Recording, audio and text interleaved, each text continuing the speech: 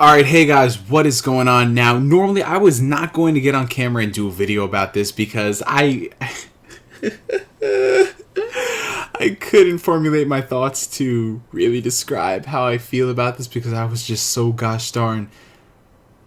I was feeling such a bag of emotions that you can't put a price on it. You can't put, a description on it. It was just all kinds of mixed things. You might as well label it as a random bag of feels because there's just so much I'm feeling out of this. So, for those who are unaware, a little while ago, PlayStation had their first annual PlayStation Experience event in Las Vegas, I believe, and it was there for them to really talk about the games that are upcoming for PlayStation 4, PlayStation Vita, PlayStation 3, all kinds of stuff like that. And we saw a lot of cool stuff like Uncharted 4, Thief's End, Tearaway Unfolded, MLB The Show, and a bunch of other games that were announced there. But there's one thing that I want to hone in on in particular. There's something I want to focus on, and that is coming from the guys at Square-Enix. Now, it is no shocker to anybody who's been watching my videos for the past couple of years that I really have a love-hate relationship with Square-Enix. For the most part, I definitely do think they have fallen from grace. I think the merger between Squaresoft and Enix was one of the worst things in gaming to happen to them, considering the quality of games that has come from there. Honestly, I think the only franchise that they have right now that they really haven't pissed gamers off with to an extent is Kingdom Hearts. This is Kingdom Hearts 2.5 HD Remix, as you guys know. But every other franchise that they've had under their belt, they've really pissed gamers off, especially Final Fantasy, from the debacle that was the original Final Fantasy 14 to the dual sequels for Final Fantasy 13 and just all this crazy stuff. But a lot of people were saying that in the past couple of years, mainly since the re-reveal of Final Fantasy Versus 13 as Final Fantasy 15, that everybody was thinking that Square was definitely getting right on track. I mean, they were listening to what people wanted. People wanted an HD collection of Kingdom Hearts. People wanted to see more Versus 13. They wanted a better version of Final Fantasy 14, and they've delivered on all three of those promises. But what they did today was just, oh my god, it was just out of this world. So it's no shock to anyone that Final Fantasy 7 is the most popular Final Fantasy game of all time. It's not my favorite Final Fantasy game, don't get me wrong. My favorite is Final Fantasy 9, followed by Final Fantasy 6. But I recognize why the game is so popular. I mean, it is still a good game at the end of the day, as much as people like to bash on it and such. It's a good game at the very least. It's a good game. And it deserves its spot in history as one of the most influential Japanese RPGs of all time. But over the past decade, Square has really messed with their fans when it came to that game because a lot of fans were asking for a remake. Now, normally, under these circumstances, I would not be for a remake for Final Fantasy VII. I think that it's cemented its place in history of gaming as one of the most influential games for that time. But coming out in like the days of now, I don't think it would really hold up in terms of what wow factor it can bring to the table that can move the genre forward outside of just like, oh, we're going to remake the game. So I was very hesitant on Final Fantasy VII Remake for a very long time.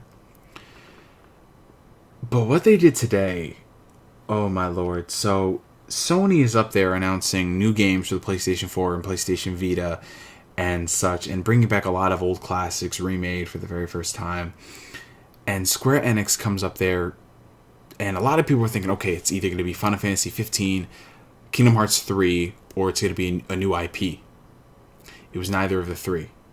They came up there and announced that Final Fantasy 7 is coming to PlayStation 4.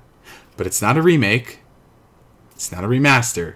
It's the PC version of Final Fantasy 7. I don't have words. I honestly do not. Why this warranted stage time is beyond me, because as a person who's played Final Fantasy 7, as a person who's played the PC version of Final Fantasy 7, this does not warrant screen time. This does not warrant stage time. It does not. It's just a port. It's not like there were any major new additions to it. It's not like they remade the game. It's nothing. This game has been released so many times on the PSN. It's available on the PSP. You can play it on your PS3. And for them to just come in here and say, yeah, it's going to be released exclusively on the PlayStation 4 in 2015. It's just, this is the company. This is Square Enix at its very core. A lot of people out there like to really defend Square-Enix for the things they do well. They're an interesting company. They're just doing things their way. No. This is them at their very core. They're trolling the living shit out of the fan base. It's not even funny. From the World Ends With You thing that happened a couple years ago, where they announced that it's going to be coming to smartphones instead of announcing a sequel or a spiritual successor, to this, like, it just cements what I've been saying for the longest time. This company is so out of touch with its fan base, it's not even funny. It really isn't. All this company has is Kingdom Hearts, and that's it. Kingdom Hearts is the only franchise that they have not screwed with. Everything else they've taken a huge, massive dump on. Final Fantasy, giving gamers every single thing they did not want. Alright? Dragon Quest, when the heck are we going to get the localizations for the 3DS titles? Alright?